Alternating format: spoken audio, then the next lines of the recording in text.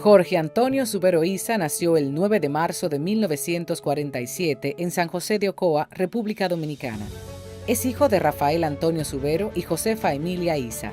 Realizó sus estudios primarios en la Escuela Julia Molina y de bachillerato en el Liceo José Núñez de Cáceres, ambos de su pueblo natal. Ingresó en el año de 1965 a la Universidad Autónoma de Santo Domingo, graduándose de doctor en Derecho el 25 de marzo de 1970. En sus años de estudiante, laboró en el Ministerio de Educación de la República Dominicana. Inició su carrera docente en el 1974 en la Universidad Pedro Enríquez Ureña, impartiendo las materias de Principios Generales del Derecho, Derecho Internacional Privado y las Obligaciones. Ese mismo año contrajo nupcias con la farmacéutica Francia Medina Rodríguez, con quien procreó 3 hijos, Fanny Emilia, Rochely y Jorge Antonio. El 3 de agosto de 1997 fue nombrado por el Consejo Nacional de la Magistratura presidente de la Suprema Corte de Justicia. Ejerció la presidencia del máximo organismo judicial de manera consecutiva por más de 14 años. Actualmente es el presidente de la firma de consultoría Jorge Subero Isa, consultores y asesores estratégicos.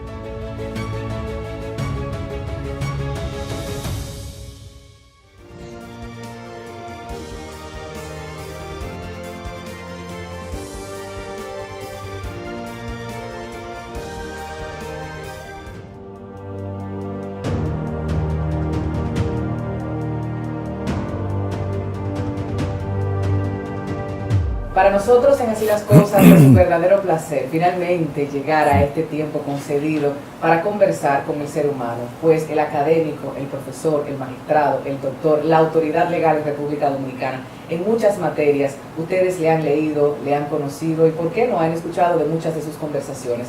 Pero hablar del ser humano, hablar del hombre, del esposo, del padre, del nieto, del ciudadano y de ese pensamiento que tiene para compartir con nosotros estos minutos, lo agradecemos de antemano. Muchísimas gracias, doctor, por recibirnos aquí en su despacho. Muchas gracias, Tatiana. Una muy gran oportunidad de tocar temas que regularmente no se toman en cuenta en una entrevista en televisión. Claro, bueno, empecemos por marzo, porque tenemos entendido marzo es un mes muy especial para usted, no solo por el día de su natalicio, también hay otros datos, porque la vida de Jorge Subero Isa, 25 de marzo de 1970, egresa como abogado de la Universidad Autónoma de Santo Domingo. 12 de marzo del 73 fue designado notario público del Distrito Nacional por la Suprema Corte de Justicia. O sea que marzo, para usted, ¿qué implica todo esto? Bueno, parece como, por suerte no son los idus de marzo que le decían a Julio César cuando minutos antes de que fuera víctima de Brutus. Pero marzo es un mes interesante. Nací yo. Realmente obtuve la notaría en esa época. La graduación en la Universidad Autónoma de Santo Domingo fue el 25 de marzo, en un día muy especial, porque fue el mismo día del secuestro de aquel coronel Crossley de la Embajada Norteamericana, del campo, de lo que era el campo de polo del Hotel El Embajador en esa época. O sea, marzo tiene realmente una parte muy importante en mi vida. San José de Ocoa, ¿qué recordamos, lo visitamos, qué vivimos allí en esa etapa de infancia? Mire, mi infancia se divide en 2 etapas. La que yo nací en Ocoa, en San José de Ocoa, y estuve viviendo en San José de Ocoa hasta los 7 años. Luego nos fuimos con mi familia, mi papá, mi mamá, por razones de negocio, a un campo perteneciente a San Cristóbal que se llama Los Mineros, muy lejos de San Cristóbal. Y ahí estuve yo 4 o 5 años más. Incluso yo terminé de alfabetizarme prácticamente en la escuela rural de Los Mineros. Luego retorné a San José de Ocoa, donde ya pasé esa parte de mi infancia y de mi adolescencia hasta que vine a la universidad en el año 1965, antes de la Revolución, a estudiar Derecho. Pero mis estudios primarios, mis estudios secundarios fueron... Primero comencé en la Escuela Pública Julia Molina, la Escuela Primaria Julia Molina de San José de Ocoa, y terminé mi bachillerato en el Liceo José Núñez de Cáceres, también de San José de Ocoa. Pero realmente Ocoa todavía después de tantos años. Lo añoro, el frío, eran épocas diferentes, todavía el cambio climático no había afectado tanto como en la actualidad, todavía hacía frío en Ocoa. Y mi infancia fue una infancia feliz, o sea, yo, a pesar de que me crié muy poco con mis padres y mis madres, no regularmente fueron con mis tías en Ocoa, mi infancia fue sumamente feliz porque no tuve absolutamente ningún tipo de privaciones, ni económicas, ni sentimentales de ningún tipo. O sea, yo fui un niño y un adolescente totalmente feliz. ¿Y qué pasa con esos maestros o maestras que generalmente marcan la vida de un ser humano? Menciona a las tías. El hecho de que haya estado presente esa mujer o esas mujeres le hizo ver el rol de la mujer de manera distinta en aquella época comparado con ahora. Fundamental, principalmente mi crianza, mi educación. Yo siempre he distinguido y he acuñado una expresión que muchos la usan. Yo creo que el país comenzó a cambiar a partir del momento que a alguien se le ocurrió cambiar el nombre de maestro o de profesor por el de maestro. O sea, yo creo que cuando se cambió el criterio de maestro por el de profesor, el país comenzó a cambiar. Entonces yo tuve la particularidad y distingo lo que es la instrucción de la educación. O sea, yo siempre he entendido que en las escuelas públicas o privadas, en los colegios, lo que se hace es que se instruye, no se educa.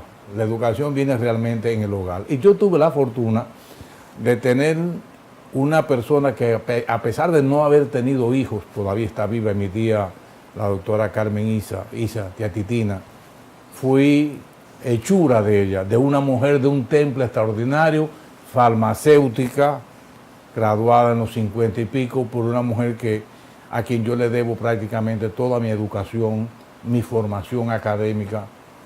Tanto es así que en reconocimiento a todos sus méritos, ella fue mi madrina de investidura en la Universidad Autónoma de Santo Domingo.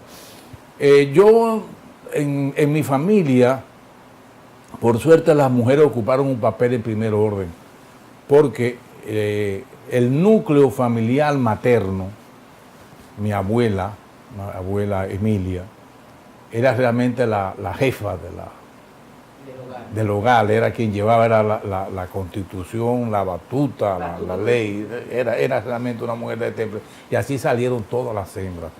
O sea que en mi familia no podemos hablar que nunca hubo un machismo, no, eso no. Yo creo que fue casi lo contrario. Yo creo que hubo un equilibrio muy importante al momento de compartir los deberes y las obligaciones de la casa. Eso me lleva a pensar, cero machismo, pero sí autoritarismo que se vivía a nivel estatal por una época marcada por la dictadura de Trujillo. ¿Qué se recuerda en esa juventud que bien pudo vivir usted? Mire, de la época de Trujillo yo recuerdo que nosotros oíamos en el Parque de Ocoa, acababan de llegar al país los radios de transitores y nosotros escuchábamos perfectamente Radio Habana Cuba en plena época de Trujillo, siendo yo un adolescente, y realmente nosotros tuvimos como muchachos al fin ideales muy identificados con la Revolución Cubana de esa época. Con la dictadura de Trujillo yo recuerdo poco. Sin embargo, sí recuerdo perfectamente que cuando yo fui a buscar mis notas del 8º curso de la primaria, a lo que todavía era la escuela Julia Molina, ahí fue que yo me enteré de la muerte de Trujillo. Y ya, a pesar de que teníamos 12 o 13 años, pero ya el rum entre los jóvenes, entre los muchachos, se hablaba de la dictadura, se conocía, se hablaba de un barbudo que había en la Sierra Maestra en Cuba, que era enemigo de Trujillo, de la invasión del 59. Hay que tomar en cuenta que el impacto de la invasión del 59, por lo menos en Ocoa, como a pesar de estar lejos de Constanza, sin embargo, estaba prácticamente en la misma geografía. O sea, nosotros sufrimos no, pero sentimos en gran medida ese impacto, ese proceso que se vivió en esa época. Posteriormente, Universidad Autónoma de Santo Domingo mencionaba la investidura, mencionaba esa graduación, y en el argot popular se dice que también se gradúa uno con una de la vida. ¿Fue así en la vida de Subero Isa? Sí, yo en la experiencia en la UAS fue increíble, porque nos tocó la etapa dura, la etapa del movimiento renovador de la Universidad Autónoma de Santo Domingo. Toda esa lucha por el presupuesto, el medio millón para la UAS, llegaron los indios de Johnny Ventura, que era el grito de guerra de estudiantes. Yo vine de Ocoa ya siendo presidente. Yo había dejado de ocupar la presidencia de la Asociación de Estudiantes Secundarios Ocoeños, y lógicamente me identifiqué totalmente con el grupo Fragua aquí en la Universidad Autónoma de Santo Domingo. Y con los amigos, con mis condiscípulos en la UAS, era una UAS de apenas 4 o 5 mil estudiantes, o sea, no había esa profusión masiva de estudiantes, y realmente fueron unos años, 5 años de estudio y de lucha, y de concienciación. Y yo creo que fue una época muy importante, porque todavía se leían los libros. Nosotros teníamos especie de círculo de estudio, de literatura, de debates, o sea, teníamos una actividad cultural y literaria bastante activa en San José de Ocoa. Se ha ido perdiendo un poco eso. Y esto me lleva también al tema romántico, pero no en la vida personal. ¿Romántico en la política y la justicia también, o no?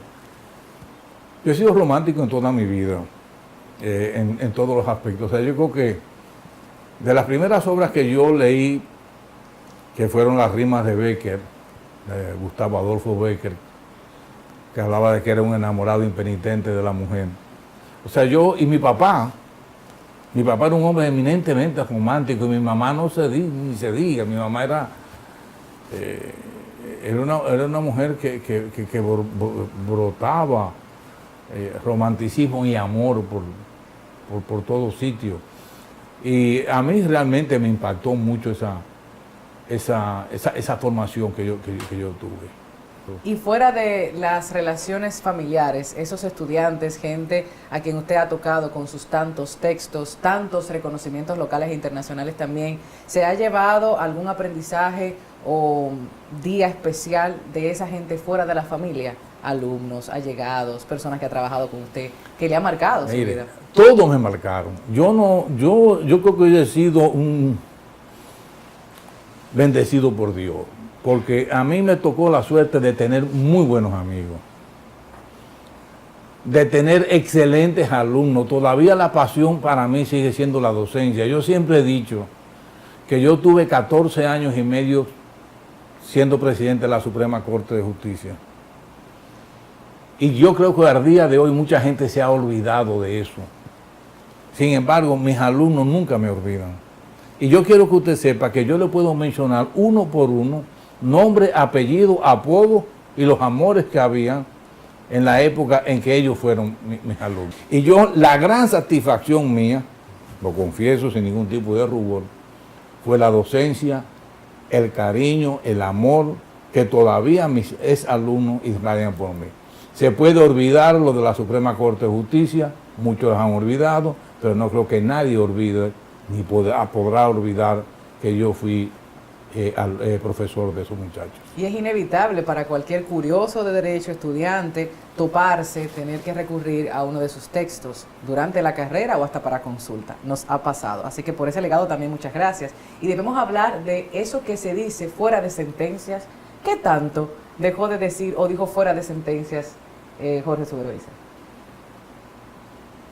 ¿Fuera de sentencia? Sí, a propósito de ese texto que usted publicaba, no siempre ha hablado por sentencias. Bueno, porque yo puse fin a un concepto neotrujillista que había en el país, de que los jueces solamente pueden hablar por sentencia. Y decía, no. Los jueces están en la obligación de defenderse cuantas veces los atacan sin ningún tipo de razón. Por eso es que yo escribí, fueron 2 volúmenes, que no siempre he hablado por sentencia, donde yo exponía mis criterios.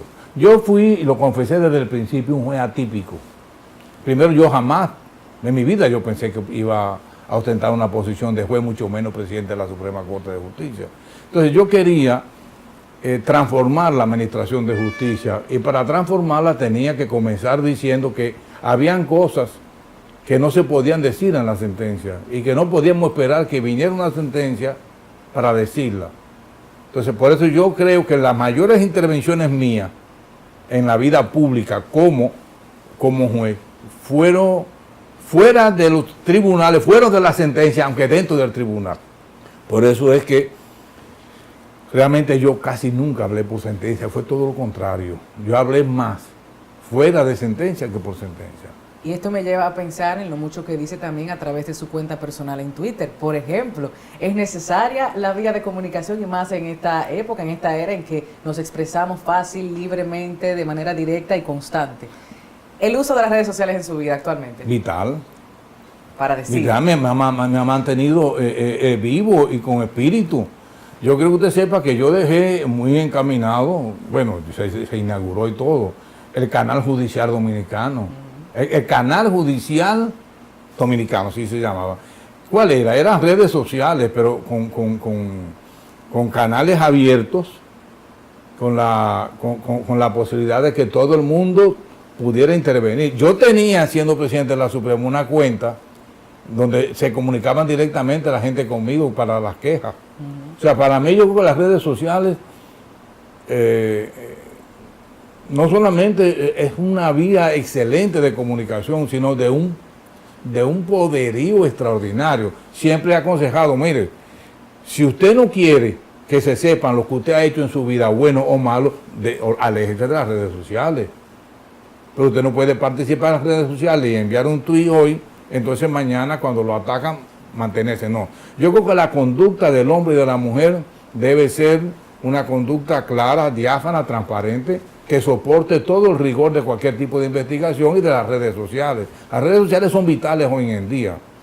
Hoy en día se considera que esas redes sociales constituyen micropoderes que son capaces de maniatar a los gigantes, de maniatar incluso al poder político, de maniatar al propio Estado. Las redes sociales son capaces de eso y se ha demostrado a través de la historia reciente en más de una ocasión. Con muchísima fortaleza, sobre todo en Latinoamérica. Y si usted quiere seguir el debate público en materia política, legal, hasta jurisprudencial, siga la cuenta del magistrado que está ahí, bueno, en pantalla. A propósito de eso, también tenemos que hablar de los aprendizajes. Desde el proceso Consejo Nacional de la Magistratura que le elige como presidente de la Suprema Corte de Justicia y en adelante esos años que usted hacía referencia. En términos humanos, en términos profesionales, ¿cuáles han sido los mayores aprendizajes de todos esos años? Que hay que hacer las cosas bien hechas.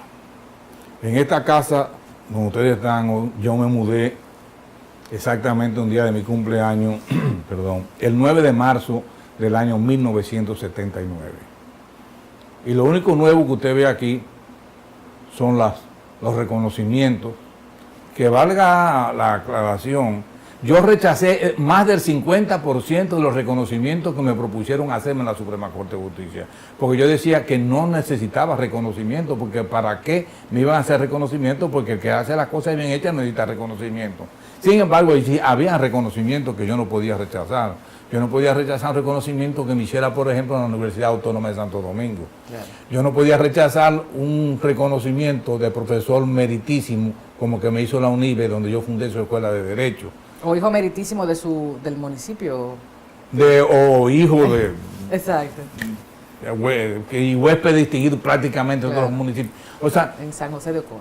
Pero yo entiendo que esos reconocimientos no tienen valor, por lo menos, pero a pesar de que digo, ese 50% yo lo rechacé. Y yo compartí, y con esto vuelvo quizá un poquito atrás, yo tuve buenos alumnos, pero mis compañeros de trabajo, porque no fueron, o sea, lo que yo tuve en la Suprema Corte de Justicia fueron compañeros de trabajo. Yo no fui jefe. A mí nadie me vio en la Suprema Corte de Justicia como un jefe, sino como un compañero de trabajo con un propósito común. ¿Qué me marcó a mí de la Suprema? ¿Hubo algún tipo de impacto en la Suprema? Sí. Sí. Que yo creo que las cosas se pueden hacer bien hechas. que se puede servir a la población, que puede servir al país sin hacer las cosas mal hechas.